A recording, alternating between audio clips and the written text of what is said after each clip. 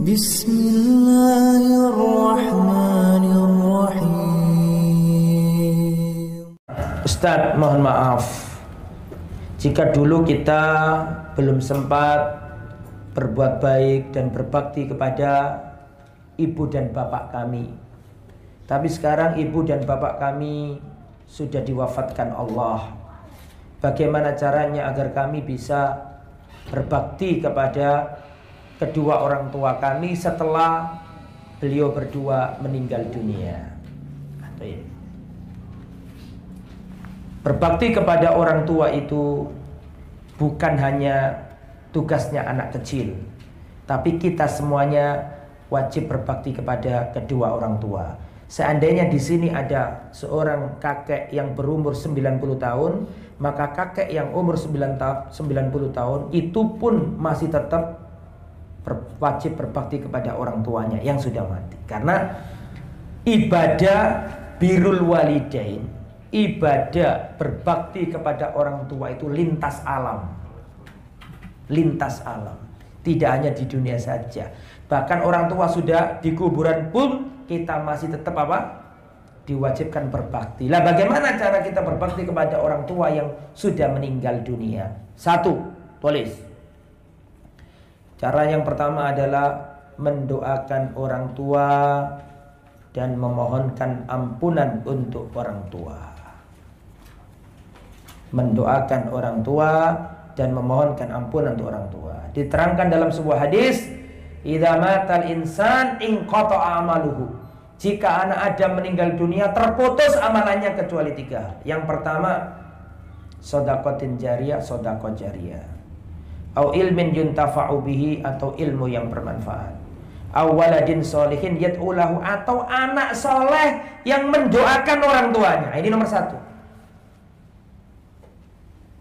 Cara kita berbakti kepada orang tua yang sudah wafat bagaimana, Ustaz? 1, dongakno wong tuamu. Doakan orang tuamu. Kalau Anda sujud, subhana rabbiyal a'la 3 kali. Setelah itu baca Allahumma gfirli wali walidayya warhamhuma kama rabbayani shaghira. Diterangkan dalam sebuah hadis, derajat orang tua diangkat di akhirat.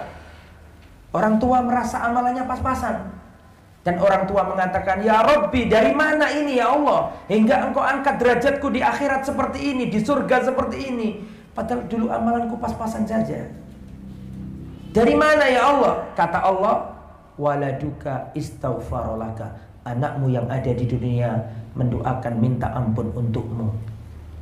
Hadis sahih riwayat Imam Al-Bukhari dalam kitab Adabul Mufrad. Itu yang pertama, mendoakan, memohonkan ampunan. Yang nomor 2, melunasi utangnya orang tua. Melunasi hutangnya orang tua. Nafsul mu'min mu'allaqatun bidainihi.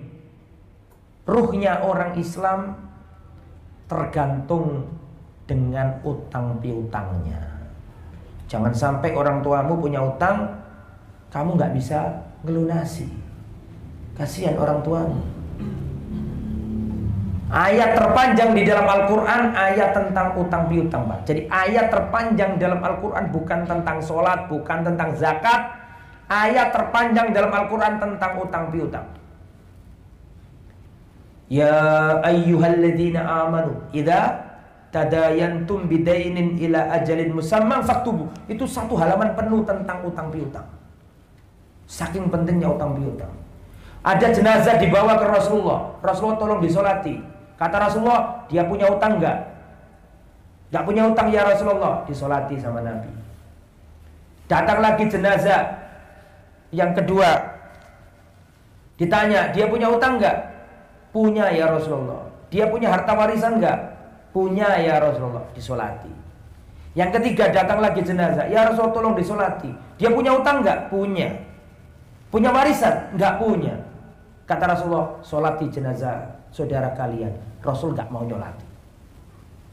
Saking bahayanya utang piutang. Tidak ada hutang yang tidak terbayar, Pak. Enggak terbayar di dunia, pasti terbayar di akhirat. Ini nomor 2 ini. Ngelunasi utangi wong tua. Nomor 3, menunaikan wasiatnya orang tua. Orang tua berwasiat, nak, nanti kalau emak mati, tolong sebagian hartanya emak kasihkan ke masjid untuk pembangunan masjid. Harus dilaksanakan, gak boleh ditilep sama anak-anaknya. Tetapi wasiat gak boleh lebih dari sepertiga harta mayit. Dan wasiat gak boleh diberikan kepada, wasiat harta gak boleh diberikan ke ahli waris. Nah, kalau emak mati, itu perusahaan milik adikmu, kamu saya kasih tambah, gak boleh. Kalau kepada anak gak boleh wasiat, itu ada ilmunya sendiri, namanya apa? Ilmu waris, gak boleh dibagi-bagi gitu. Wasiat hanya boleh kepada non ahli. Ini wasiat harta maksudnya. Kalau wasiat, nek aku mati nak awak musim sergap sholat, ojo tukaran sak dulurmu, enggak ada apa-apa itu. Boleh kepada anak. Tapi kalau wasiat harta enggak boleh. Misalnya gini, kalau aku mati, aku wasiatkan sebagian hartaku tak kasihkan ke anakku nomor 1. Enggak usah diwasiatkan, ada aturan sendiri namanya waris. Wasiat boleh kepada non ahli waris. Nak, kalau aku mati, tolong ini kasihkan tetanggaku ini. Sakno iki biyen iki waktu urip senengane bantu emak. Nek emak mati tolong 10%-nya kasihkan tetanggaku. 10% itu lebih dari sepertiga apa enggak? Ngono kok mikir sampean iki. 10% itu lebih dari sepertiga enggak? Ya enggak lah. Enggak toh? Harus dikasihkan, enggak boleh ditolak. Tapi kalau ada warisan, nah misalnya mak ngomong, nek aku mati nak tolong untuk donyane mak sepertiga kayak no yatim piatu, ternyata gak ada warisan, ya gak iso. Itu kalau punya warisan. Nah, itu harus melaksanakan wasiatnya orang tua. Nomor berapa sekarang? 4. Menunaikan nadarnya orang tua. Orang tua nadar, nak besok itu kalau panennya dapat 10 ton, bapak mau sodako ke masjid 2 juta. Belum panen bapaknya mati. Waktu panen ternyata dapat 12 ton. Sesuai dengan harapan bapaknya enggak? Bahkan lebih kan gitu kan. Itu anak enggak boleh nilep, enggak boleh meniadakan nadar itu. Harus dilaksanakan sama anaknya. Dikeluarkan berapa tadi? 2 juta untuk masjid. Kalau enggak anaknya durhaka. Itu nomor berapa? 4. Sekarang yang nomor 5. Cara berbakti kepada orang tua yang sudah wafat adalah menyambung tali rahimnya orang tua. Iki wakek wong sing gak iso nglakoni iki. Nomor 5 iki penting, Mbak. Kalau ibu bapak sampeyan sudah wafat dan sampeyan ingin berbuat baik kepada ibu bapak yang sudah wafat tadi, sambung tali rahimnya orang tua. Sampean ingat-ingat siapa saja orang yang dicintai bapak sampean.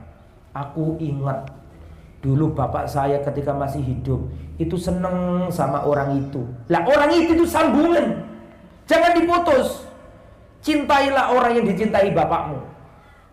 Saya di Surabaya ngomong, Mas, apa gak mudik ke Bojonegoro tak? Enggak Ustaz, bapak saya sudah wafat, ibu saya sudah wafat Ustaz, jadi saya wes enggak, cuman tinggal paman-paman, mbah-mbah, saya sudah enggak mudik Ustaz. Ini keliru. Kalau dia itu sayang sama ibu bapaknya yang sudah wafat, harusnya nyambung tali rohime wong tua. Bapakmu wis mati, emakmu wis mati, tapi di sana ada mbahmu, ada pamanmu, ada keponakanmu, ada, paham? Sambung. Perhatikan. Abdullah bin Umar pernah naik keledai, membawa surban. Naik keledai. Tiba-tiba ada orang Arab Badui, Arab kampung, Arab desa dari pedalaman. Maka Abdullah bin Umar turun dan memberikan surbannya itu kepada orang Arab kampung Badui tersebut, dan kendaraannya dikasihkan juga. Seneng luar biasa orang Arab Badui. Kata teman-temannya Abdullah bin Umar, wahai Abdullah bin Umar, seandainya orang Arab Badui ini kamu kasih surban saja, sudah kesenangan dia itu, sudah senang gembira. Loh kok dikasih apa? Keledai juga, padahal itu kan tungganganmu kemana-mana. Apa kata Abdullah bin Umar? Karena aku masih ingat bapaknya orang ini dulu disenangi bapakku. Paham? Nah, sekarang pertanyaan saya, tali rohime wong tuwa sing paling rohim sapa? Tali rohime wong tuwa sing paling deket sapa? Yang kita kan disuruh nyambung tali rohime wong tua, betul? Pertanyaan saya, tali rohimnya orang tua yang paling dekat itu siapa? Tali rohimnya orang tua yang paling dekat adalah anaknya orang tua. Dulurmu, mikirmu cok suwe. Dulurmu. Makanya kita tuh heran kalau ada orang bapaknya mati, kemudian sak dulur gak wawuh gara-gara rebutan warisan. Itu gak sayang nang wong tuwa nih. Itu gak ngaji wong itu. Padahal di antara cara berbakti kepada orang tua yang sudah wafat adalah menyambung tali rohim dengan keluarganya orang tua. Dan di antara keluarganya orang tua ya anaknya orang tua. Anaknya orang tua itu siapa? Dulur. Makanya heran nih ono bapaknya mati terus sak dulur tukaran. Banyak nggak kayak gitu Pak? Bapaknya mati tukaran sak dulur. Rebutan apa? Itu nggak sayang sama orang tuanya. Itu nomor berapa itu? Nomor 5 ya. Nomor 6, sodako anhuma, bersodako atas nama si mayit boleh. Hadis riwayat Bukhari dari seorang sahabat Nabi Sa'ad bin Ubadah. Ya Rasulullah, inna ummi tufiyat wa ana ghaibun anha. Ya Rasulullah, ibundaku wafat, sedangkan aku nggak sempat merawatnya ketika dia sakit, ketika dia wafat. Aku punya kebun ya Rasulullah, kalau kebunku ini aku sodakohkan atas namanya, apakah sampai? Kata Rasulullah, sodak, sedekahkan kebunmu, pahalanya sampai ke ibumu. Mungkin dulu ketika melarat, gak punya uang, ibu masih hidup, gak bisa berbakti karena masih belum punya duit. Nah sekarang kita sudah punya duit banyak, ibu sudah wafat. Bagaimana caranya? Bangun masjid, wakaf, niatkan orang tuamu, itu boleh, itu bisa. Kenapa? Kan ada dalil. Wis saya wakafkan, saya niatkan orang tua saya. Boleh itu. Terus nomor pinten tadi? Nomor 7, melanjutkan semua kebaikannya orang tua. Wong tua duwe keapian nopo, lanjutno, ojo diputus. Melanjutkan kebaikan orang tua. Sampai ingat dulu ya, bapak saya itu kalau hari Jumat itu selalu datang pertama di soft yang terdepan. Kerjakan, lanjutkan, hidupkan perjuangan bapak. Bapak saya dulu itu aktif di masjid, suka ngurus-ngurus, suka benak-benak no masjid, noto-noto lampu nih masjid. Kamu anaknya, kalau ingin bapakmu terus dapat pahala, lanjutkan kebaikannya bapak, hidupkan perjuangannya bapak. Jelas?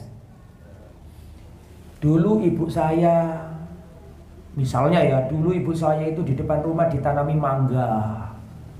Kalau sudah musim buah dikasihkan orang-orang tetangga-tetangga. Jangan dipotong itu mangga itu, biarkan. Ada hadis loh, perhatikan, ada hadis yang berbunyi begini. Man ghorosa ghorsan, barang siapa menanam tanaman atau tumbuh-tumbuhan, kemudian dimakan hewan, dimakan burung, atau dimakan manusia, maka itu dihitung sodako bagi penanamnya. Jadi nek mak sampean biyen itu pernah ecir jambu, meskipun dipangan codot, dipangan lowo, iku mak sampean oleh pahala. Oh jadi peketok. Aku nungguin omahku iku, Pak. Iku ono jambu biyen. Pokoknya toko sekolahku mesti menek. Tak cupuki, oh enak rasanya. Jambu glodok ya. Tahu jambu glodok ya? Sing cilik-cilik lho, Pak. Biyen kan cilik-cilik kan senengane gelek-gelek jambu ngono. Mari ngono aku mondok, mulai-mulai diketok karo wong tuaku. Pak, napa diketok iki? Nah, aku kangen karo jambu. Wis ngretangi, iki ono bangun iki udah dipotong. Langsung aku ngomong kudu sampean ganti. Soale ono hadis itu unine sapa wonge sing nandur tanaman terus dimakan menungso, dimakan kewan, dimakan codot, dimakan burung, dihitung sedekah bagi apa? Penanamnya. Oh itu gak pernah putus itu. Makanya ojo diremeno. nyambut gawe tani. Tani itu luar biasa. Sapa wong sing icir tanaman, tanduran, dipangan burung, dimatang menungso, dipangan menungso, dihitung sedekah.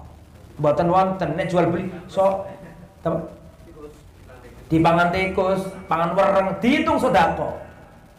Mboten wonten hadis sing ngeten, sapa wong sing dodolan terus rugi dihitung sedekah ka ono. Ka ono, Pak. Tapi kalau apalagi tani ada. Kok jadi ke situ tadi kita ini ya? Kembali. Nomor berapa sekarang? Nomor 8. Kalau ingin berbuat baik kepada orang tua yang sudah wafat, lakukan amal soleh. Kalau engkau melakukan amal soleh, otomatis orang tuamu dapat pahala. Otomatis. Wa an laisa lil insani illa ma sa'a. Manusia tidak mendapatkan apa-apa kecuali yang ia usahakan sendiri. Kata Rasul, anak soleh termasuk hasil upaya orang tua. Sampean duwe anak, sampean sekolahno, sampean pondokno, terus sampean mati, anak sampean sholat tahajud, anak sampean sholat duha, anak sampean puasa Senin Kamis, otomatis orang tua dapat pahala meskipun gak diniatno. Nek diniatno gak masalah. Ya Allah, aku ingin sholat tahajud, ya Allah tolong sampean kirim pahalanya ke orang tua. Tambah salah karena Rasulullah gak pernah kirim pahala kayak ngono. Kecuali yang ada dalilnya, sedekah. Terus itu memang jelas ada. Jadi kalau oper pahala sholat gak ada. Tapi anak soleh melakukan amal soleh, otomatis orang tua dapat pahala. Karena apa? Karena wong tua iku sing nyekolano. Wong tua iku sing bayari SPP ini, sing jungkir balik nyokolano anak. Nek anake pinter, anak amal soleh, otomatis wong tua oleh pahala. Makanya pondokno anakmu ya.